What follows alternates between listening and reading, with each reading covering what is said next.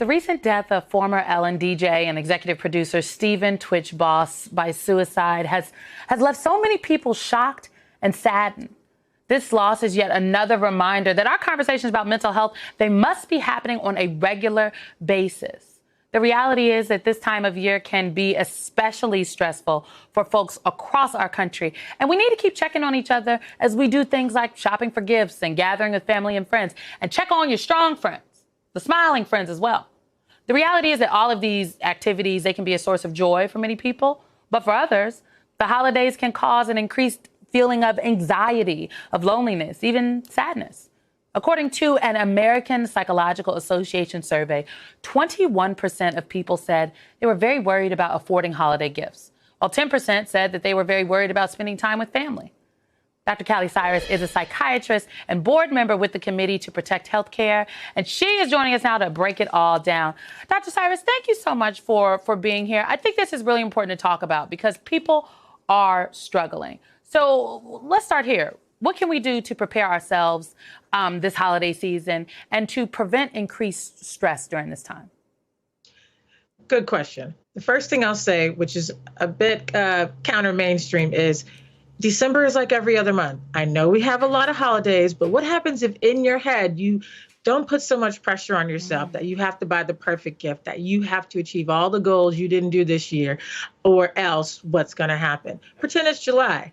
And I think it takes some of that pressure off yourself. And then also remember that everyone is going through something in their own way. It may not look like it on Instagram, but I'm telling you, as a psychiatrist who talks to people every day, everyone's going through something. So remember, you're not alone in this. So don't feel like you are embarrassed or you can't share or people are going to think you're weird or weak, because this is happening to everyone, and we need to start talking about it clearly from what we've been seeing in the news. We really and do. Those stats. I love those 2 points. I'm going to pull out the gems. Okay, so first, just relax, okay? December is just like every other month, and be willing to talk about it with folks.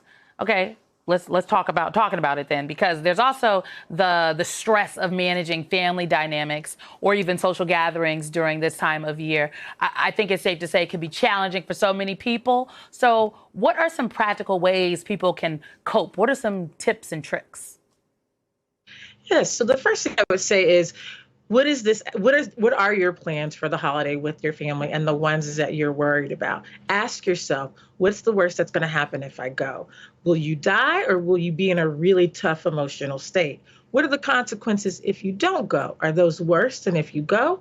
And is it possible, and this is my favorite strategy, to say no, but I could do this? Or sometimes you just need to say no. So this is all kind of related to the buzzword of boundaries. And I think that's what you need to pay attention to. Because at the end of the day, you know, if you go, what's going to happen to you while you're there, what's going to happen to you when you come home. But the truth is that you probably still have a family. So for loved ones and family members out there, let it be okay if someone says, no, they're not able to come. And you know what I would recommend you do? Ask why. Ask if they're okay. Come with an open attitude to find out what's going on with them, and try not to take it personally. And if you are taking it personally, take a step, take a beat, and try to understand if it's actually personal to you by asking. This is such I love that point, boundaries. Anybody that has been to counseling as of late, that is the word of the year, honey. What about grief? You know, there are a lot of people this year who are going to be missing loved ones around that table. There are some people that may be spending the holidays alone. I know in my family, I love the holiday season, but you know, my dad died 5 or 6 years ago, so I'm also kind of sad around this time. So I, though, have been in counseling, right? I've been to therapy, so I can recognize the signs. But what are some signs or some tips for folks that people should be looking out for to recognize that someone else, you know, that they know, a loved one, a friend, could be struggling with depression or other mental health issues? So really good question. And no matter what list I might give you, and I do have a list, I think the most important thing I'll say is a change from baseline. If you notice that this person's usually really chatty or texts you a lot or calls you a lot and they're not, just check in on them. You can say, I notice you haven't been texting as much. If you know you're your family member shows up and they're sitting in the corner of the couch and that's not usual for them, go sit next to them and say, hey, I noticed you're sitting on the edge of the couch. Or if they've lost a lot of weight or gained a lot of weight or drinking more than usual, whatever seems like it isn't the way that it usually is.